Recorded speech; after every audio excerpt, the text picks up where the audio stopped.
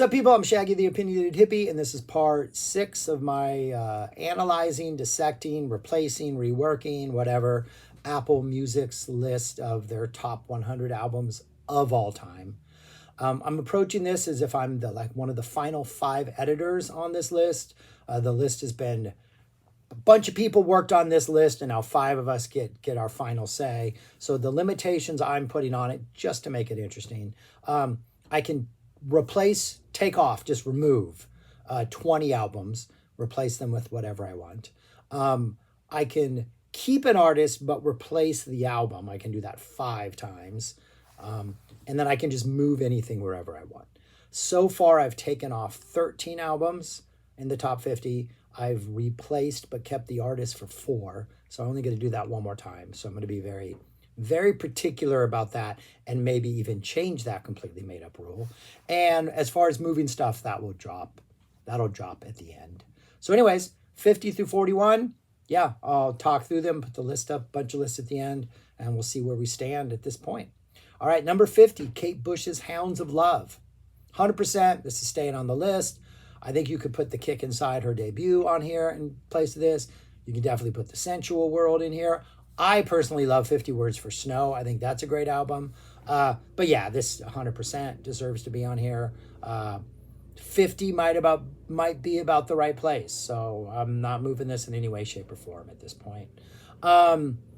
49 is U2's The Joshua Tree. I have a personal relationship with this album that is not... I was on the cross-country team in high school, and when this came out, I think it was my senior year, maybe my junior year, the guy who was sort of the hype man for the team, like, I don't know, he was the guy that brought like a boombox on our bus trips and always had music playing and made sure we were all like motivated. He loved this album, and he would play this all the time as we were going to meets and stuff like that. So I don't think I've listened to it in 20 years, 30 years maybe. And one of my roommates in college was a hardcore U2 fan and played all of U2 stuff. So personally, I would probably put War here. I think War is a better album, but I have to admit this is a good album. Side A is just like home run. Is like what is it? Home run alley? No, it's what is that? What is that phrase in baseball when they're all like the whole lineup is just whatever. Side A is ridiculous, and side B is no slouch either. This is actually, I think, a pretty good album. Not taking it off, not replacing it. Yeah, I would put War on here. It's a couple 90s albums that I think are really good, maybe. But yeah, I'm going to leave this one on here. 48, The Beastie Boys, Paul's Boutique. Might need to be higher. This is one of the greatest rap albums of all time. The sampling on this is just out of control. It is a master class in how to sample. And of course, the Beastie Boys are fun. Nobody compares to them. This, I think, is their crowning achievement. I think there are later albums that generally get a little more love for some weird reason. I don't think this one really had a huge hit off of it. Not anything as iconic as some of the stuff on either Check Your Head or Hello Nasty or, later albums. But this is the pinnacle. The mixing on this, the DJing on this, the use of samples on this is just mind-blowing. It is so good. This is a master class in how to do this kind of thing. A must here. If you're not into rap, hip-hop, this is the album. This might open the door and help you get in there. It is such a fun album. 48. 47, Drake's Take Care. I'm taking this one off. I tried. I don't listen to Drake normally. I don't like the way he sounds. I don't like his flow.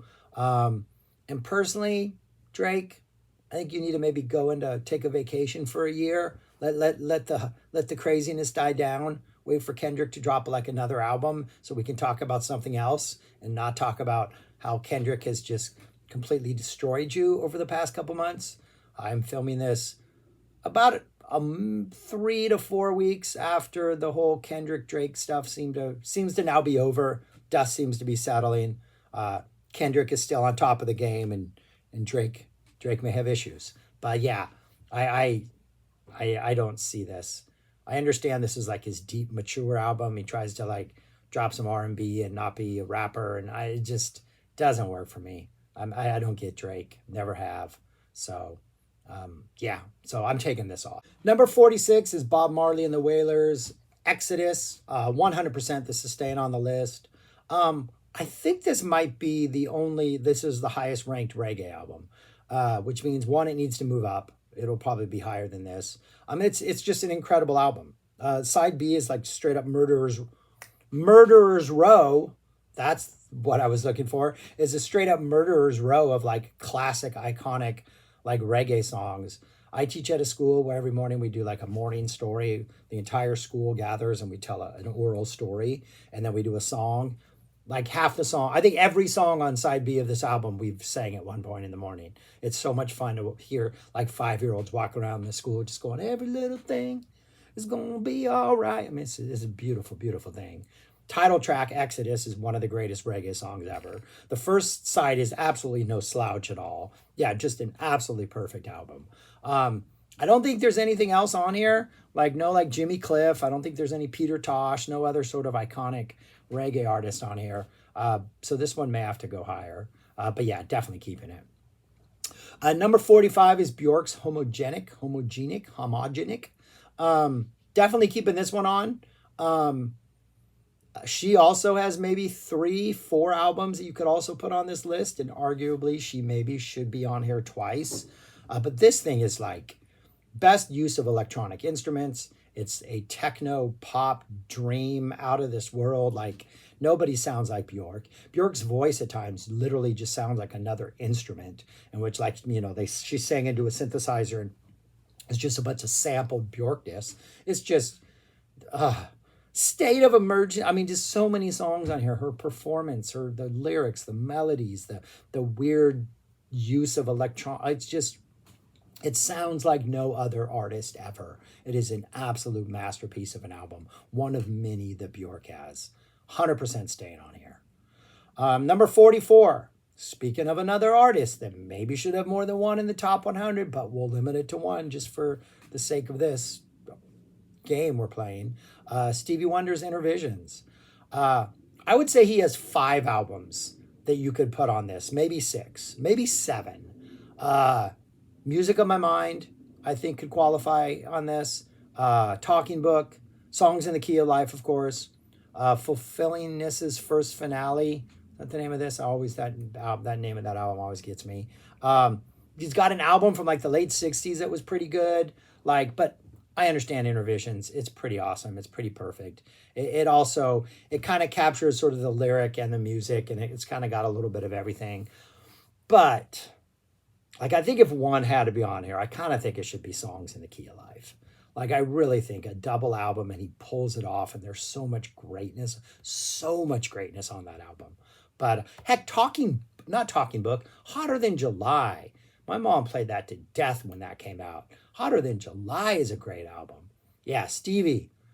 I think you need to be higher. There's a lot of things that need to be higher. So that's why I'm doing this, is to like figure out where exactly I'm going to put all of these things that I claim need to be higher. I'm not just going to talk the talk. I'm going to walk the walk when this is all done.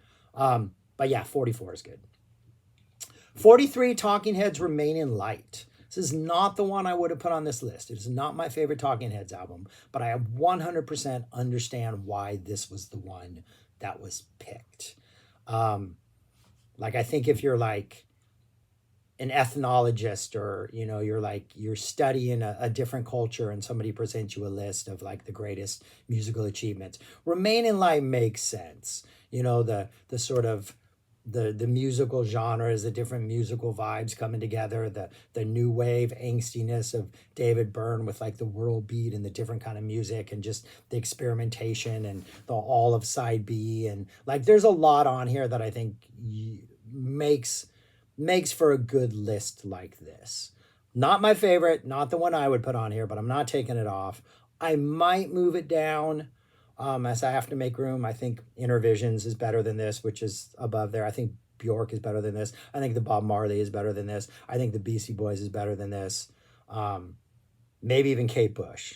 So it's going to probably not end up this high on the list, but it will stay on the list. And it's a great album. It's not the one I would put on here. Number 42 is Janet Jackson's Control. My entire, what was it, second half of my junior year and all, no, second half of my sophomore year and all of my junior year.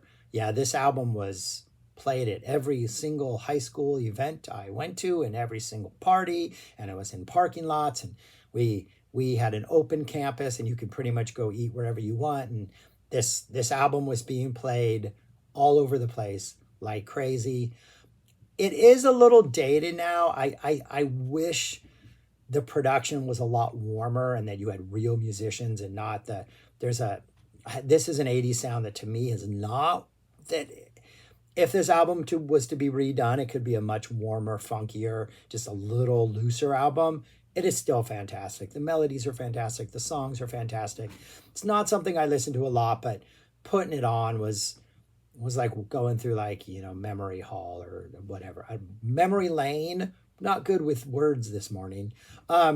Yeah, not sure I would put it at 42. This will probably fall farther back, but I understand why it's here. Yeah, and yeah, it gets, yeah, 142. It will probably end up further back on the list for me personally, but we'll keep it on the list. And then number 41, Outkast, Aquemini. You and I, Aquemini. Yeah, this is fantastic. I'm glad Stankonia wasn't the one. I was expecting that to be the obvious choice, but I think this is one that, like, decades after it's been released, you can still listen to this and just it's such an exhilarating long listen. I'm generally not a fan of long albums, but when you make it work and you pull it off, and at the end of an hour plus, I'm like, hey, I need more, then yeah, that's a really, really good album. Yeah, you could put ATL on here, man. You could put Stankonia on here. Yeah, pretty great stuff. But yeah, definitely. Not sure if it'll probably end up this high. I mean, you have probably arguably the greatest rapper / MC of all time, and somebody who also is no slouch right behind him. So yeah, this is pretty great album. It's definitely staying on the list. Aquemini. But yeah, that's what it looks like in writing right there. The only one that's coming off the list is Drake's Take Care. If I had an infinite number of replaces, I would probably I might keep Hounds of Love. I'd replace Joshua Tree with War. Talking Heads maybe with Fear of Music.